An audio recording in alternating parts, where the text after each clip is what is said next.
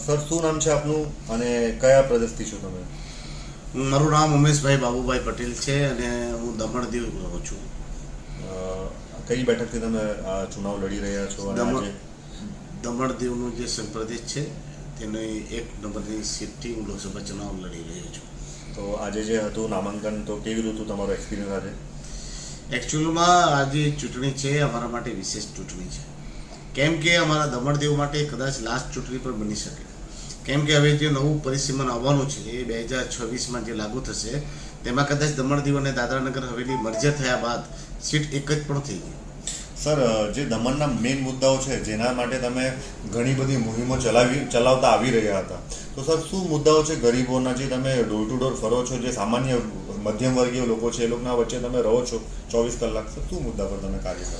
એકચ્યુઅલમાં મુદ્દા તો ખૂબ જ વધારે છે, પણ દમણ દીવનો મુખ્ય મુદ્દો એ છે કે દમણ દીવમાં હિટલરશાહી ચાલી રહી છે.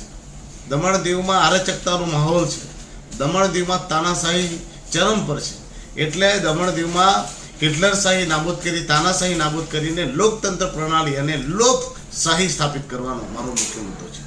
સર, એના પહેલાં જેમનો અહીંયા જે ભાજપાનો અહીંયા જે રાજ ચાલી રહ્યો છે, સર શું કાર્ય કર્યા છે? તમને લાગે છે એવું કે એવું લોકોના માટે કે લોકોના હિત માટે કંઈ કાર્ય કર્યા છે એમણે આટલા 10 વર્ષોમાં, કે આજે 15 વર્ષો ચાલ્યું? ભાઈ, એક વાત તમને કહું, ભારતીય જનતા પાર્ટીના ઉમેદવાર 15 વર્ષથી આજે જ્યારે અવિરત કાર્ય સાંસદ તરીકે એમને મોકો મળ્યો હતો, તેમણે પ્રજાને ખૂબ જ દુઃખ આપ્યું છે. કામ જવા દો, એમણે વિકાસ કરતા વિનાશના કામમાં વધારે કામ કર્યા છે.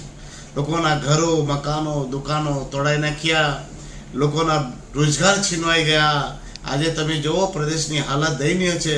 આજે 15 વર્ષ શાસન કર્યા બાદ પણ આજે લોકોને પીવાનું પાણી તક નથી મળતું. સાંસદ ખુદ કહે છે કે દમણ દીવ તો રાઈના દાણા જેવડું છે, અને રાઈના દાણા જેટલા પ્રદેશમાં 70% લોકોને પાણી પીવાનું મળતું નથી. આજે લોકોના ઘરના પાસેના રસ્તાઓ તો તમે જુઓ, હાઉસ ટેક્સ કેટલા વધી ગયા છે. આજે બાળકોને નોકરી નથી મળતી. નોકરી મળવાની તો વાત છોડો, સરકારી ઓફિસોમાં કામ કરતા કર્મચારી બિચારા જે અમારા દીકરાઓ હતા તેને બી કાઢી મૂકવામાં આવ્યા છે. તો આજે પ્રદેશની હાલત બદથી બદતર છે, અને 15 વર્ષમાં સાંસદજીએ એક પણ કામ એવું નથી કર્યું કે જેને વખાણવા લાયક હોય. એટલે તો સાંસદજી આજે ચૂંટણીમાં તમે જાઓ મારા પ્રદેશમાં, સાંસદજી પોતાના નામે વોટ નથી માંગતા, તેઓ મોદીજીના નામે વોટ માંગે છે. એટલે તમે જોઈ લો એમનો કાર્યકાળ કેવો રહ્યો છે. સર, એક જે મુહિમ ચલાવી રહ્યા છે તમે, જે અનોખી દેખાઈ રહી છે કે તમે લોકોના ઘરથી ઘરે જાઓ છો અને એમના ચંદા લઈને તમે જે ચુનાવ લડવાની જે તમારા દિમાગમાં જે વસ્તુ છે તે સર તે વિશે તમે શું કહેવા માંગશો?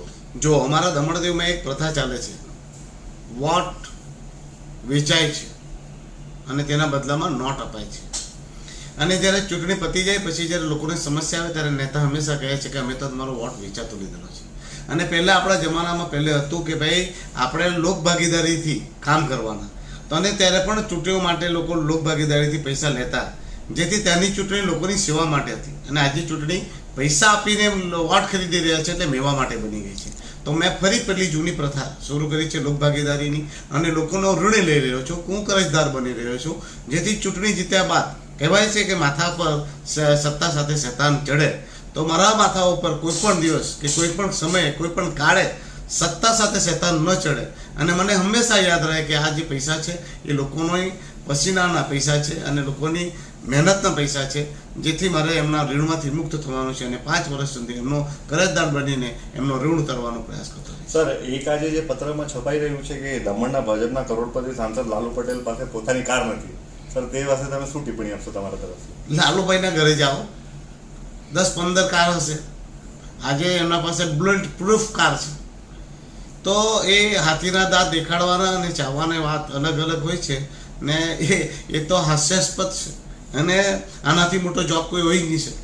એટલે લાલુભાઈએ શરમ કરવી જોઈએ અને પ્રશાસને એના ઉપર ઈડી અને CBIની ઇન્ક્વાયરી કરવી જોઈએ કે આવી વાત સાંસદ લાલુભાઈ પોતાના એફિડેવિટમાં કેવી રીતે આપી શકે. સર, તમે જે વખતે અત્યારે પ્રચાર કરી રહ્યા હતા તેઓ તમારા ઘણા વખત લાઈવ આવ્યું હતું કે તમને બહુ ડિસ્ટર્બ કરવામાં આવ્યું હતું, તો એ વિષયમાં શું કહેશો સાહેબ? એ તો પ્રશાસન દ્વારા મને હેરાનગતિ તો છે જ, કારણ કે અહીંયા તો ખાલી પ્રશાસન છે જે ભારતીય જનતા પાર્ટીના તાબેમાં બેસીને એમના ભાજપને જીતાડવા માટે મહેનત કરી રહ્યા છે. તો હું વિપક્ષમાં છું, તો વહેતી ધારામાં તો હોતો નથી, હું વિપરીત દિશામાં તરી રહ્યો છું. એટલે મને દરેક રીતે પરેશાન કરવામાં આવી રહ્યો છે.